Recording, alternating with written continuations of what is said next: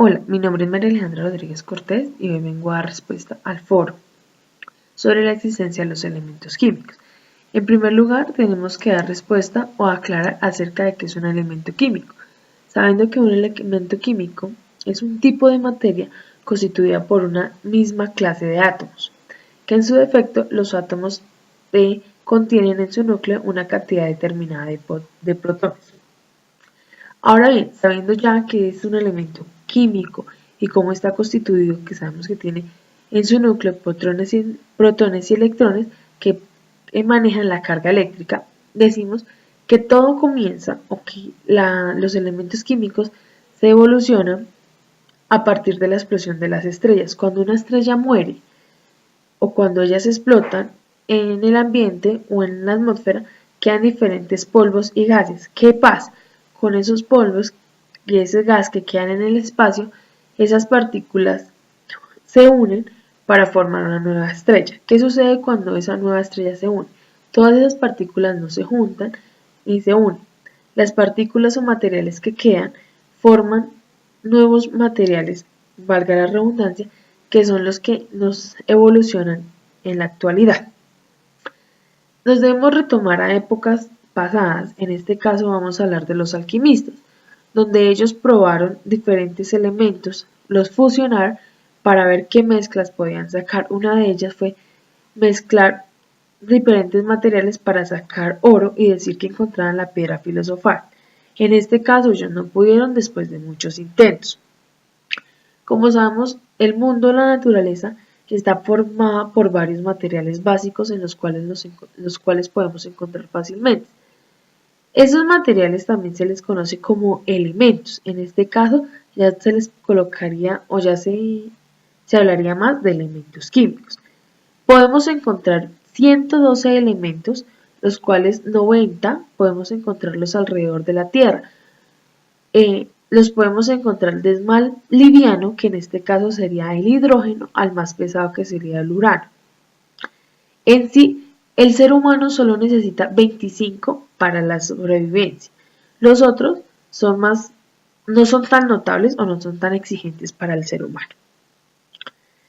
Para formar o para evolucionar los elementos químicos se producen de muchas formas, a muchas temperaturas elevadas, pero en sí es difícil fusionar dos elementos para formar otro. En este caso, podemos explicar o puedo dar el ejemplo del hidrógeno. El hidrógeno se puede fusionar, pero para formar un nuevo elemento. ¿Qué pasa con el hidrógeno? El hidrógeno necesita de una carga eléctrica positiva. Al unir dos elementos o dos partículas de hidrógeno, estas traen diferentes partículas que se repelen. ¿Qué pasa?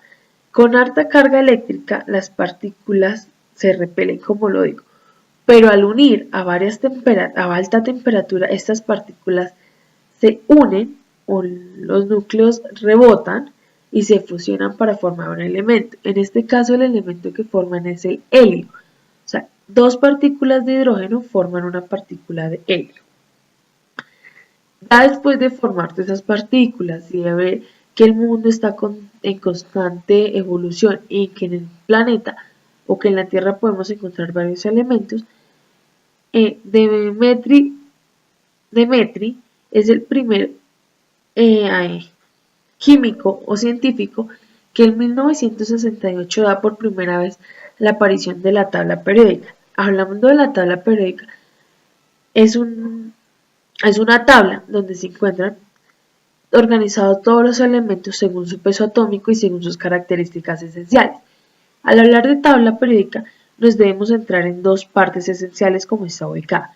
Una, la tabla periódica se ubica en periodos y columnas, que cada periodo está del 1 al 7 y los grupos, según sus características y según su orden, tienen unos determinados nombres.